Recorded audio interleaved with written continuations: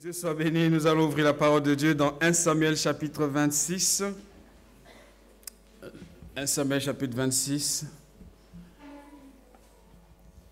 Il y a tout le chapitre à lire, mais nous ne pourrons pas, on va gagner du temps. Je vous encourage. Depuis la semaine dernière, nous avons commencé à voir quelles sont les causes qui plongent les chrétiens, les enfants de Dieu, dans le sommeil spirituel. Et la semaine dernière, nous avons parlé de Samson et de Delilah. Et nous avons vu que c'était une situation qui était difficile pour cet homme. Et les choses ne sont pas arrivées du jour au lendemain. Lui-même s'est plongé dans une situation qui a été irréparable par la suite. Satan se servira toujours, 1 Samuel chapitre 26, Satan se servira toujours des occasions pour plonger les chrétiens dans le sommeil. Aujourd'hui, je voulais parler de ce deuxième exemple que nous allons voir aujourd'hui et les jours qui viennent aussi, sur les raisons, les causes qui ont plongé le roi Saül dans un sommeil spirituel profond. Nous avons le livre d'1 Samuel chapitre 26, je prends au verset 7. David dit Abishai, et Abishai allèrent de nuit vers le peuple, et voici que Saül était couché et dormait au milieu du camp, et sa lance était fixée à terre à son chevet. Abner et le peuple étaient couchés autour de lui. Abishai dit à David, « Dieu livre aujourd'hui ton ennemi entre tes mains. Laisse-moi le frapper de ma lance et le clouer en terre d'un seul coup, sans avoir à lui en donner un second. » Mais David dit à Abishai, ne le fais pas périr.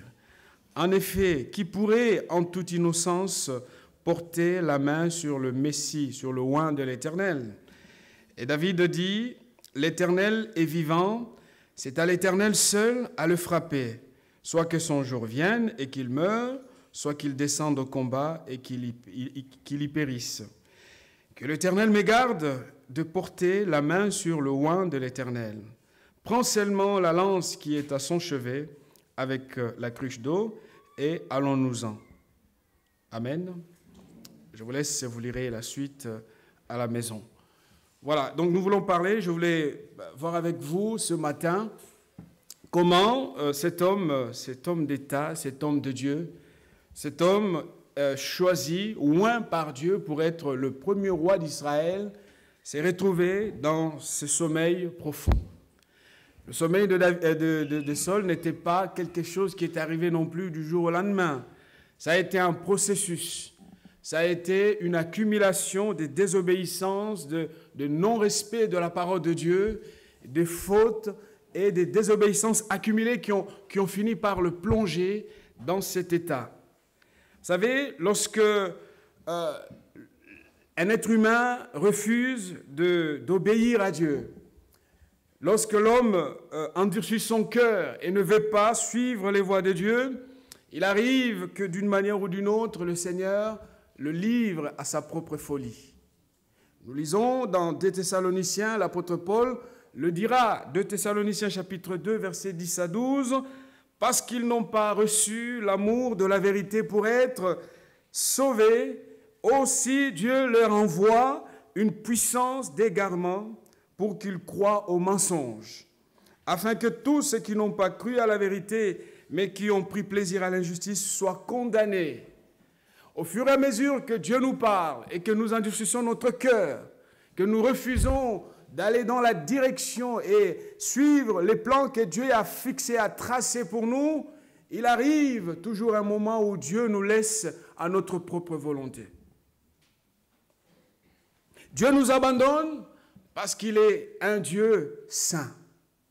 Il est un Dieu qui ne peut pas trahir sa propre parole. Et ici, on le voit, dans le cas de cet homme, on le verra, je reviendrai pour montrer qu'il y a eu beaucoup de rendez-vous que Dieu a fixés à Saül, le roi, mais cet homme a manqué presque tous les rendez-vous que Dieu lui a fixés. Et vous savez, lorsque vous avez manqué à votre rendez-vous, vous n'avez plus rien d'autre que soit de chercher des excuses. Mais voyez, lorsque c'est un rendez-vous que nous manquons vis-à-vis de Dieu, les conséquences sont désastreuse. Ce matin, frères et sœurs, peuple de Dieu, je voudrais que nous puissions tirer les leçons de la vie de cet homme Saül pour que nous ne puissions pas suivre son chemin. La vie de tous les jours, la vie de tout le temps, le Seigneur, à travers des expériences parfois douloureuses, à travers des épreuves, ce sont des instants, des lieux de rencontre que Dieu nous fixe pour que nous puissions avoir un rendez-vous avec lui. Ce qui est bien, c'est qu'à chaque rendez-vous, derrière le rendez-vous, Dieu prévoit des choses extraordinaires pour ses enfants. Un deuil, une maladie, une épreuve, un combat, un chômage, et que sais-je encore, bien d'autres situations sont là comme des moments que Dieu permet pour voir le fond de notre cœur, pour voir quel est notre degré de connaissance de sa parole, pour voir quelle est notre capacité à nous adapter au plan qu'il a tracé pour chacun d'entre nous. Et Saül, on le verra, toute sa vie, du début à la fin, sa vie a été émaillée d'une quantité non négligeable de faits qui ont fini par révéler le fond de son cœur. Quand une personne est mauvaise, elle est mauvaise. Il n'y a pas de désespoir. Dieu est celui qui restaure. Mais Dieu ne va pas faire une restauration contre notre volonté. Dieu ne va pas faire une restauration contre notre vouloir. Il va constamment vouloir échanger avec nous, nous faire participer à cette œuvre extraordinaire. On le voit que toute la vie de Saül, il y a eu beaucoup de rendez-vous qu'il a manqués. Ne soyons pas de ceux qui manquent des rendez-vous que Dieu leur fixe dans leur vie. Parce que quand Dieu nous convoque, c'est parce qu'il sait ce qu'il veut faire. Alléluia. Lorsque Dieu nous appelle, il a prévu des choses pour nous. Première chose que j'aimerais voir avec nous, parfois on croit que Saül a été l'enfant mal-aimé de l'élection divine. Lorsque nous lisons les passages bibliques, on parle de David, de l'homme selon le cœur de Dieu. Et je voudrais que nous ne puissions pas très mal comprendre cette expression. Mal comprendre l'expression que David était l'homme selon le cœur de Dieu risque de faire de Dieu le personnage le plus injuste que nous puissions rencontrer dans la Bible. Parce que qu'est-ce que Saül a fait avant son élection qui mérite son rejet? Pas du tout. Saül n'a pas été l'enfant mal-aimé, et il ne l'est pas. Lorsque nous prenons ces deux personnages, David et Saül, nous faisons la comparaison, c'est vrai que ça peut nous paraître comme si Dieu avait aimé David plus que Saül. Ce n'est pas ça. Il a été appelé de façon authentique, il a reçu de Dieu l'appel. Il a été choisi par lui, oint pour être le roi d'Israël. Parce que vous savez, notre Dieu ne pratique pas la politique du favoritisme. Qu'est-ce que nous lui donnerons pour séduire son cœur? Alors rien du tout. Le passage qui nous a été lu ce matin, c'est que nous avons été sauvés par grâce. Et si nous avons un ministère, nous avons un service, la Bible dit que c'est le Saint-Esprit qui les distribue souverainement pour un but bien précis.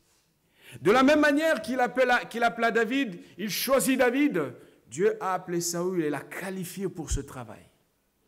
Saül n'a pas été l'enfant mal-aimé. Vous savez, lorsque Dieu choisit, il qualifie, donne tous les éléments qu'il faut.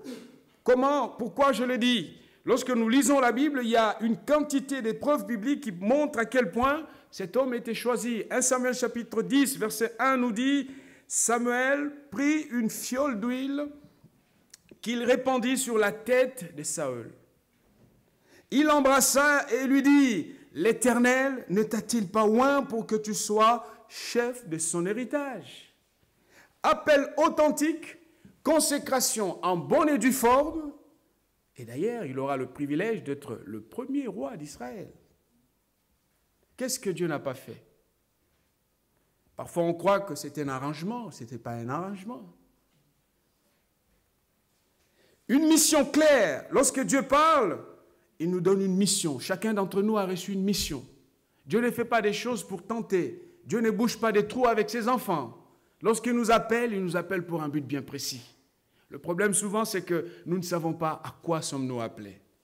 Et quand on ne sait pas à quoi Dieu m'appelle, pourquoi je suis là où je suis, qu'est-ce que Dieu attend de moi, on fait le tour. Et on est partout.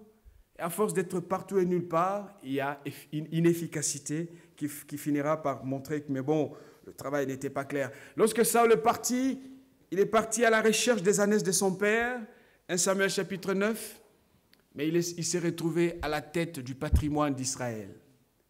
Dieu lui a donné tout ce qu'il fallait. Et lorsqu'on lui dira que c'est lui le roi, il n'en croit pas ses yeux. Il dit, mais non. Et le prophète lui dit, mais oui. Qu'est-ce qui s'est passé? C'est que Dieu, à chaque appel, associe une mission qui est bien précise. On le voit que Dieu va l'équiper. 1 Samuel chapitre 10, verset 6, « L'Esprit de l'Éternel te saisira. Tu prophétiseras avec eux et tu seras changé en un autre homme. Tu seras un autre homme, tu seras quelqu'un d'autre. » Le revêtement de l'Esprit pour qualifier le service, le ministère, l'appel de cet homme, Dieu a pourvu à tout ce qu'il fallait pour que la mission de cet homme soit facilitée. Vous savez, on ne peut pas, on le verra, lorsque les apôtres veulent prétendre aller travailler seuls par leurs propres moyens, Jésus leur dira, « Oh, hold on, il ne faut pas aller vite, restez là à Jérusalem, attendez que le Saint-Esprit vienne sur vous, alors vous serez mes témoins. » La qualification spirituelle, l'armure spirituelle nécessaire, l'onction qu'il faut pour réaliser cette mission, Dieu l'a fait pour Saül. Ce n'était pas un enfant mal aimé. Arrêtons de faire la comparaison entre Saül et David. Ce sont deux appels différents. Lorsque Dieu parle au prophète Samuel, il dit, la vocation de Saül sera, il devra délivrer Israël de la puissance dévastatrice des Philistins. Une mission claire. De la même manière que lorsque Salomon sera appelé à être roi, ça sera pour qu'il puisse positionner Israël dans un équilibre économique et politique stable.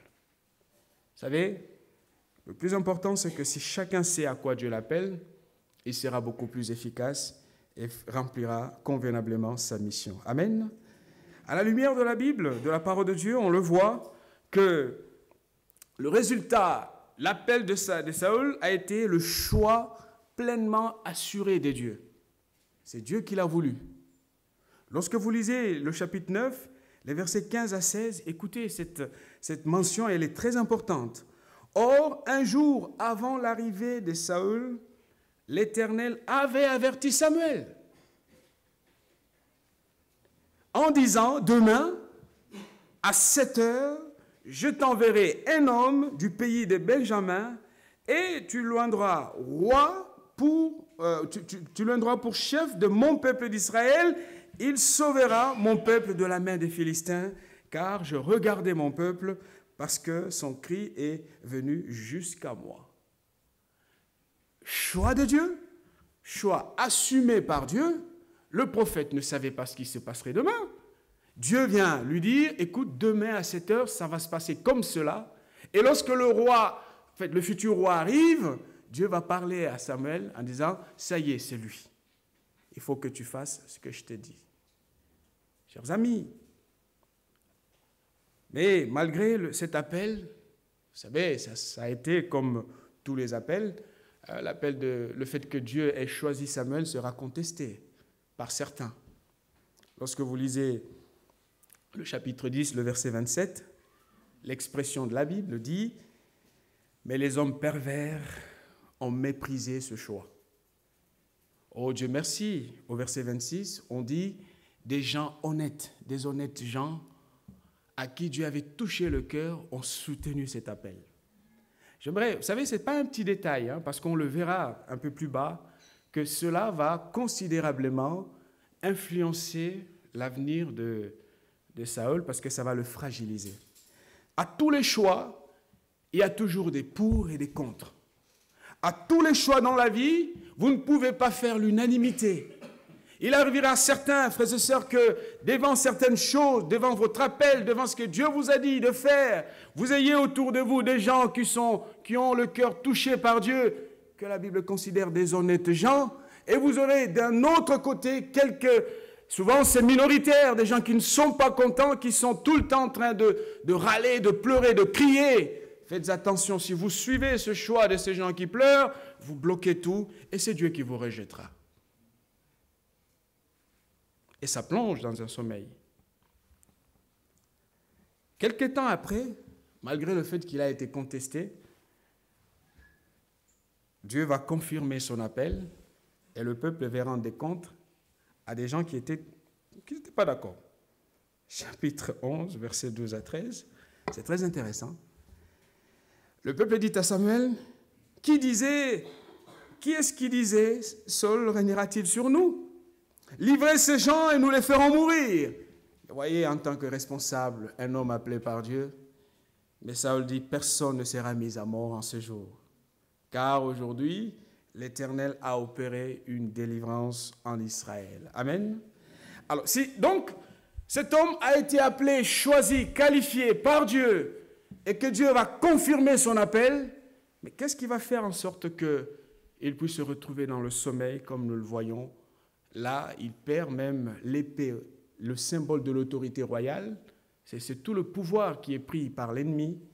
Première chose, c'est que le premier appel que Samuel a manqué, et Saül a manqué, il n'a pas respecté les limites.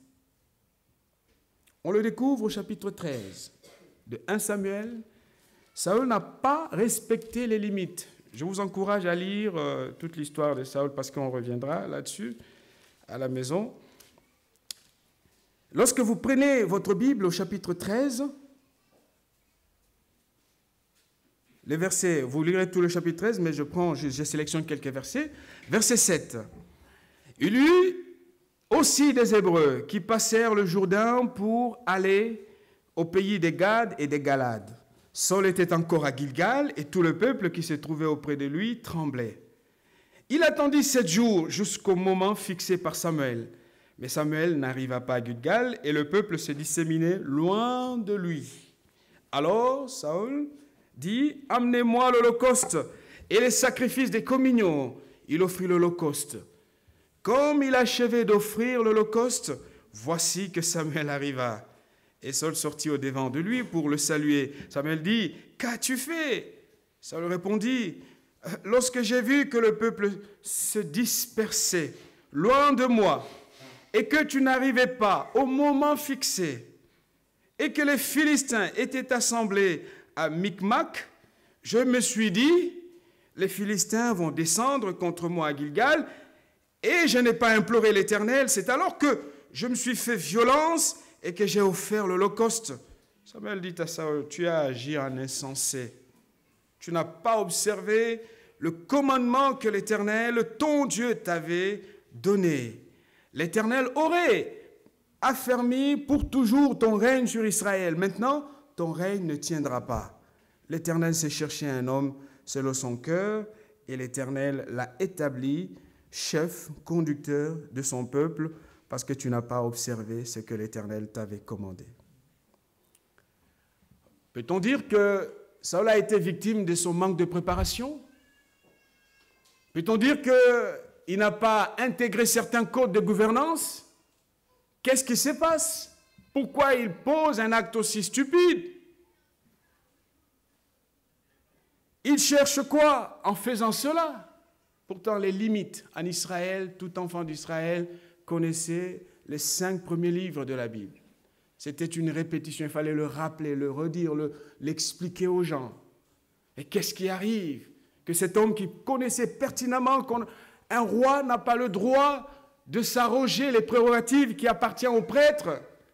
Et pourquoi il arrive à poser un acte fou? Frères et sœurs, lorsqu'on réfléchit à cela, on voit que le problème ici, c'est que cet homme n'a pas respecté les limites.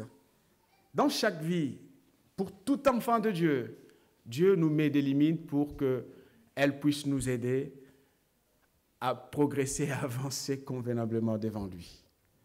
Tout homme a des limites. Quelle faveur cherchait-il? la faveur de Dieu vaut plus que celle des hommes. En lisant le récit, je ne sais pas vous, mais vous avez les larmes qui vous montent, qui vous arrivent dans les yeux. Vous dites, mais comment il peut faire ça? Pourquoi on peut en arriver jusque-là? Qu'est-ce qui explique ce comportement? Pourquoi une telle faute? Lorsque vous réfléchissez, en tout cas lorsque je réfléchis à cela, on arrive à voir que le problème de Saül, ça a été le désir de chercher l'unanimité. Il a cherché à faire l'unanimité. Or que dans l'œuvre de Dieu, il n'y a pas d'unanimité. Jésus n'a jamais fait l'unanimité. On est d'accord? Alléluia. Oh, on me regarde bizarrement. Jésus n'a jamais fait l'unanimité. Alors, pas du tout. Preuve. Jean chapitre 7, verset 5. Jésus est contesté dans sa propre famille. La Bible dit, car ses frères ne croyaient pas en lui. Est-ce que les éléments qu'on a vus, le fait qu'il y ait des gens avec lui, d'autres contre lui, parce que dans ses explications, il dit quoi? Je voyais que le peuple s'est dispersé loin de moi. Et que toi, tu n'arrivais pas, ça tardait. J'ai attendu le délai que tu m'as fixé. Il fallait que je fasse quelque chose. Le peuple s'est dispersé loin de moi. Oui, le peuple peut se disperser, mais ce qu'il faut chercher, c'est la faveur de Dieu. La faveur de Dieu est l'élément central. Dans chaque appel, on le verra aussi que Jésus a été rejeté par sa propre nation. Hein? Les gens qui voyaient les miracles, les gens qui voyaient des aveugles recouvrir la vue, des gens qui voyaient des boiteux marcher, des morts ressuscités, ces mêmes gens ont rejeté Jésus. Et lui-même fera le constat amer en disant, car un prophète n'est pas honoré dans sa propre patrie, Jean 4, verset 44. Et quel apôtre a fait l'unanimité? Aucun apôtre. Aucun apôtre, Paul surtout pas. Et lui-même, conscient de cela, dira dans Galates chapitre 1, verset 10, « Et maintenant, est-ce la faveur des hommes que je désire ou celle de Dieu? Est-ce que je cherche à plaire aux hommes? Si je plaisais encore aux hommes, je ne serais pas serviteur de Dieu. » Mes amis, Saül a laissé des brèches dans sa vie, le désir d'avoir tout le monde avec lui, pourtant c'est chose impossible. Le désir d'avoir tout le monde avec lui l'a plongé dans cette situation où il s'est fait violence, mais c'est de la mauvaise violence, parce qu'il va transgresser le commandement de Dieu.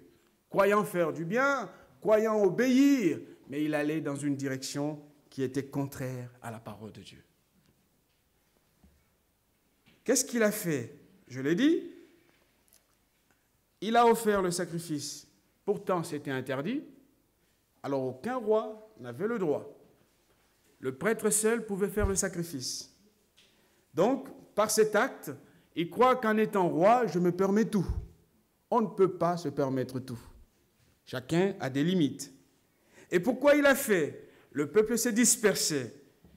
Il a observé le timing. Il a respecté scrupuleusement le timing fixé par Samuel. Mais Samuel tardait. Et ce qui est marrant dans le récit, c'est que la Bible dit, c'est quand il a commencé à offrir l'Holocauste, et alors le prophète arrive. Ah, est-ce que c'était question de minutes? Souvent, c'est quand on s'impatiente, on dit, mais bon, ça y est, j'arrête ici, que la grâce de Dieu se manifeste. Mais elle arrive trop tard. Dieu nous voit déjà dans une position qui ne permet plus à Dieu de nous bénir. Peut-être ton problème dure depuis des années et que tu pleures depuis un moment et tu t'es dit, ça y est, je suis fatigué, je n'en peux plus, il faut que j'arrête ici. Justement pas. Justement pas, il faut continuer. Le Seigneur est avec toi. Les Philistins étaient là. Ils cherchent à obtenir la faveur de Dieu même dans la désobéissance. Et pourtant, c'est chose impossible. Dieu ne peut pas approuver un tel comportement, ne peut pas accepter une telle façon de faire. Et ce qu'il estime être de la violence, ce n'est pas de la violence de la foi, mais c'est plutôt un acte fou. Saül va se retrouver dans une position de faute. Alors cette faute va être, c'est vrai qu'elle est jugée avec fermeté quand on compare avec les fautes de David, mais le problème n'est pas là. Le problème est au niveau de l'attitude de la personne qui a fauté. C'est là que se trouve le problème. Au lieu de reconnaître sa folie, son péché, son problème, il va trouver mes mots, voilà le peuple. Vous verrez, hein, lisez les autres chapitres qui suivent. Cet homme a été il avait la faute était toujours celle des autres. Ah tiens, le peuple, il va pas hésiter de charger le peuple à plusieurs reprises. Hein. C'est le peuple, Mais non. Quand le peuple faute, c'est le roi qu'on punit. C'est la loi spirituelle. Alors, qu'est-ce que cela peut nous aider ce matin? Parce que on le voit que le Seigneur nous donne toujours des rendez-vous, mais il invite chacun à respecter les limites qui sont fixées. Grandir avec Dieu, être dans une vie spirituelle de réveil, c'est aussi le respect de ces choses. Le respect de ce que Dieu a établi. Le respect de nos limites. Lorsque Dieu dit « attends », il faut attendre. Lorsque Dieu dit « il te bénira, il te donnera ton mariage », même si le temps passe, n'agis pas par toi-même, ne te fais pas une très mauvaise violence comme celle de Saül ce jour-là. Peut-être qu'en attendant un tout petit peu, la grâce de Dieu, justement, est sur le point de se révéler, de se manifester. Chers amis, respectons ce que Dieu a établi. Respectons le fonctionnement que Dieu attend. Et lorsque Dieu permet à David de récupérer la lance du roi Saül, c'était aussi un autre rendez-vous que Dieu donne à David. Hein? Vous l'avez discerné? Il a fixé un autre rendez-vous à David pour tester son cœur. Parce que quand on lit le récit, chapitre 26, s'il vous plaît, et vous verrez comment David s'en sort bien. Parfois on dit, mais Dieu m'aime. Oui, Dieu m'aime, mais Dieu teste mon cœur aussi. Il permettra certaines choses pour voir si sa parole est agissante en moi. Il ne tente pas, hein? On est d'accord?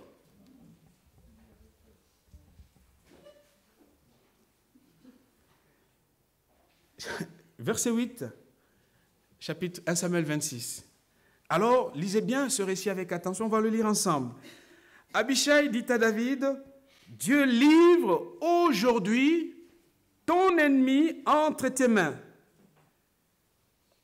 Laisse-moi, je te prie, le frapper de ma lance et le clouer à terre d'un seul coup, pour que je n'aie pas à y revenir. » Waouh, quel rendez-vous! Une belle occasion donnée pour que les années de chasse à l'homme s'arrêtent. Abishai, en tant qu'officier, en tant que vaillant guerrier aux côtés de David, savait que aussi longtemps que David était poursuivi, et aussi ils étaient des hommes à abattre. Il va dire, mais écoute, Dieu te livre aujourd'hui. Vous savez, faisons attention avec ce que Dieu m'a dit. Dieu m'a dit, oui, Dieu dit, je suis d'accord. Mais là, ce n'est pas Dieu qui disait à Abishai de tuer Saül. Hein. Il présente que Dieu te livre aujourd'hui. Voilà le discernement d'Abishai. Que le fait que Saül soit couché est une occasion qui vient de Dieu. Dieu veut justement la mort de ce roi. David va discerner, il va dire, mais non, justement, Dieu ne fonctionne pas comme ça. Dieu ne peut pas permettre des choses comme ça. David dit à Abishai, ne le détruis pas. Car qui pourrait impunément porter la main sur l'oint de l'Éternel? Et David dit, l'Éternel est vivant, c'est à l'Éternel seul à le frapper. Soit que son jour vienne et qu'il meure, soit qu'il descende sur un champ de bataille et qu'il y périsse, loin de moi, par l'Éternel, de porter la main sur le oint de l'Éternel, prends seulement la lance qui est à son chevet avec la cruche d'eau et allons-nous-en. Et c'est là, au fait, que Dieu va voir que le cœur de David est un cœur vrai. Il n'y a pas de mauvais fond. Il était vrai. Parce que l'occasion a été rêvée. Franchement. Hein, parlons vrai. C'était une belle occasion. On me poursuit, ma vie est en danger, je cours, et ça se passe dans un désert.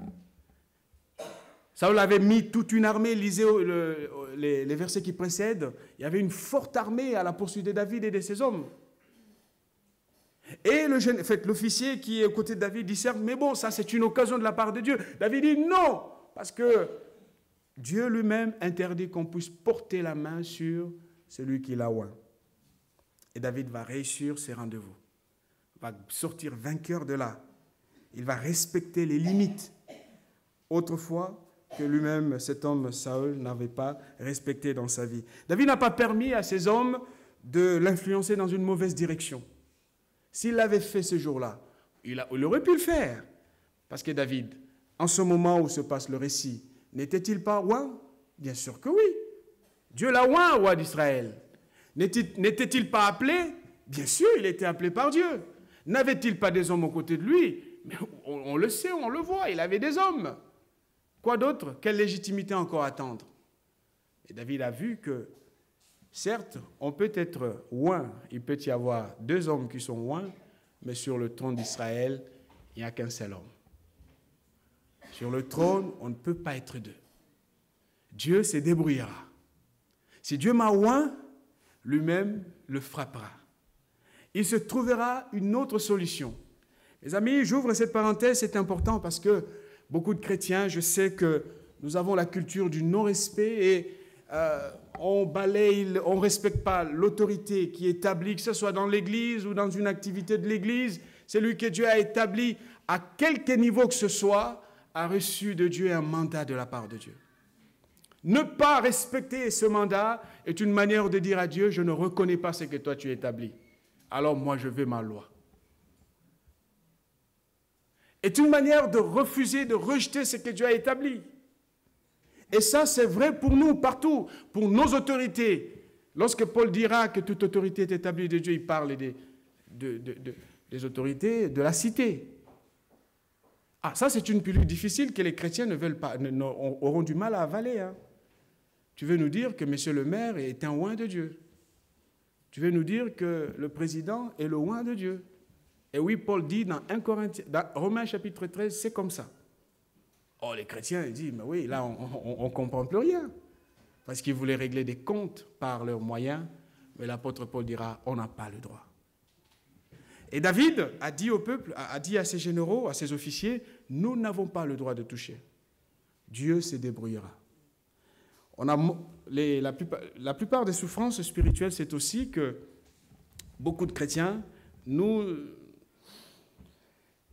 on insulte, on humilie, on détruit et on est constamment dans cette progression qui, au final, Dieu retire son approbation. Parce que lorsque Dieu a retiré son approbation de la vie de Samson, lui, il croyait que Dieu était avec lui. Je m'en sortirai comme les autres fois. Sauf que Dieu n'était plus là. Mes amis, en lisant ce récit, ce que j'avais voulu ce matin partager avec nous, c'est que chacun de nous a des limites. Et les limites sont importantes pour notre propre salut. À David, qui était sur le point d'être roi, d'être le seul sur le trône, Dieu donne cette occasion, mais David dit, pas Dieu, une occasion est provoquée, bien sûr, un rendez-vous par Dieu pour tester le cœur de David, et David est sorti de cette épreuve victorieux. Il était vainqueur. Il a refusé, il a recadré ses hommes. Je voudrais ce matin vraiment que nous ne puissions alors laisser à personne nous influencer. L'œuvre de Dieu, la vie spirituelle est d'abord une vie spirituelle. Si nous appliquons des principes qui n'ont rien à voir avec la parole de Dieu, on peut beau parler, on peut bien crier, on peut être tout ce qu'on veut, mais il n'y aura pas d'approbation divine. Et lorsque Dieu retire sa main, notre vie est exposée. Il retire aussi l'humilité que nous avons. Et Et on verra, on sera à l'assaut de toute forme de situations délicates, difficiles. Et c'est là, justement, qu'il faut éviter, parce que la main de Dieu sur notre vie, c'est le signe de son élection. Amen. Donc, vraiment, ça a été ce sommeil du manque de respect. La prochaine fois, on verra la question de la désobéissance dans la vie de Saül, et on reviendra sur ces choses pour que nous ne puissions pas sombrer dans un sommeil spirituel. Alors, peut-être que tu es là ce matin et que tu as du mal à obéir à Dieu, à obéir aux choses que Dieu a placées, à respecter le fonctionnement que Dieu veut au travail, dans le pays, sur notre nation, à l'église, dans le couple, dans la famille. Tu es un enfant rebelle qui n'obéit pas aux parents et qui fait ta propre loi. J'aimerais simplement ce matin t'inviter à comprendre que le non-respect des limites plonge quelqu'un dans une stérilité spirituelle. Et ça, Dieu ne négocie pas avec cela. Nous allons prier. Seigneur, nous te disons merci parce que ce qui est arrivé à David et Saül, Seigneur, peut nous arriver. Nous ne sommes que des hommes faits de la même nature qu'eux. Seigneur, nous voulons te prier de nous aider à ne pas sombrer, Seigneur, dans ce sommeil spirituel, mais que nous comprenions l'importance des limites. C'est vrai que Saül a été appelé, il a reçu tout ce qu'il fallait pour remplir sa mission. Mais dans la vie de cet homme, il ne voyait pas que, Seigneur, il y a des choses qu'il n'avait pas le droit de faire. Il a voulu se substituer à celui qu'il n'était pas. Et depuis ce jour-là, Seigneur, ça a ouvert des portes et une succession de chaos dans sa vie. Aide-nous, Seigneur, à être là où tu veux que nous soyons. Aide-nous, Seigneur, à changer notre langage, à reconnaître nos limites, parce que de toute manière, c'est en toi, Seigneur, que nous pouvons tout. Béni soit ton nom, béni cette parole. Seigneur, merci de l'appliquer sur notre cœur. Au nom de Jésus-Christ, Amen.